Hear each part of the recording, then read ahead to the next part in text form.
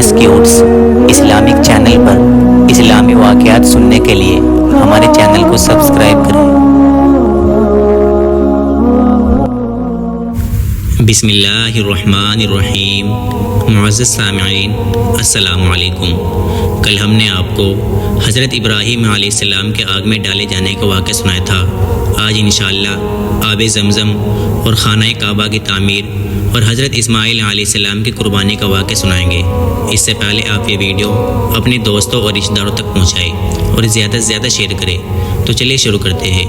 دوستو، جب حضرت ابراہیم علیہ السلام کی آگ اللہ تبارک و تعالیٰ کے حکم سے ٹھنڈی ہو گئی تو حضرت ابراہیم علیہ السلام اللہ تعالیٰ کے حکم سے حضرت ہاجرہ اور اپنے بچے حضرت اسماعیل علیہ السلام کو جو ابھی پیدا ہی ہوئے تھے ایک ایسی جگہ چھوڑائے جہاں دور دور تک نہ پانی تھا، نہ آبادی تھی اور نہ کوئی درخت تھا۔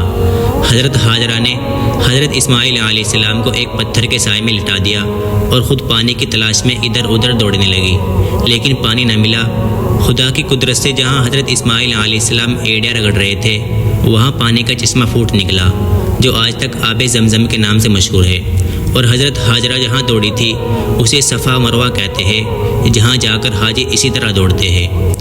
حضرت اسماعیل علیہ السلام کچھ بڑے ہوئے تو حضرت ابراہیم علیہ السلام کو اللہ تعالیٰ کی طرف سے حکم ہوا کہ اپنے بیٹے اسماعیل کو میری راہ میں قربان کرو۔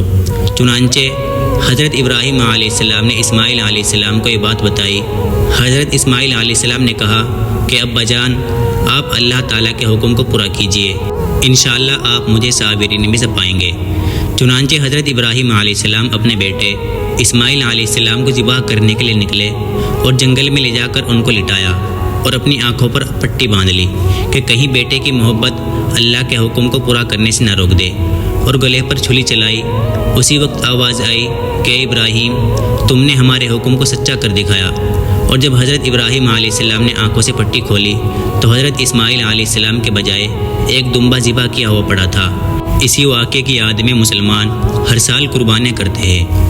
جب حضرت اسماعیل علیہ السلام جوان ہوئے تو حضرت ابراہیم اور حضرت اسماعیل علیہ السلام نے مل کر خانہ کعبہ کو دوبارہ تعمیر کرنا شروع کیا۔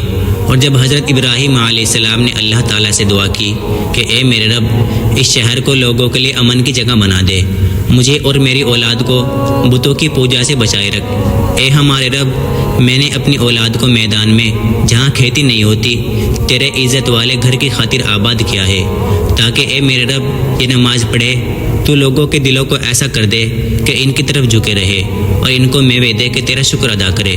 اے پروردگار، جو بات ہم چھپاتے ہیں اور ظاہر کرتے ہیں تو ان سب کو جانتا ہے، اور خدا سے زمین و آسمان میں کوئی چیز چھپی ہوئی نہیں ہے۔ اور اے میرے رب، تو مجھے توفیق دے کہ میں تیری نماز پڑھتا رہوں اور میری اولاد بھی نماز پڑھتی رہے۔ اے میرے رب، میری دعا قبول فرما۔ اے میرے رب، حساب و کتاب یعنی قیامت کے دن مجھ کو اور میرے ماں باپ کو اور مومنوں کو بخش دے۔ یہ وہی خانہ کعبہ ہے جہاں ساری دنیا سے لاکھوں مسلمان ہر سال حج کرنے آتے ہیں، اور جس کی طرف منہ کر کے ہم مسلمان 5 وقت کی نماز پڑھتے ہیں، یہ وہی خانہ کعبہ ہے۔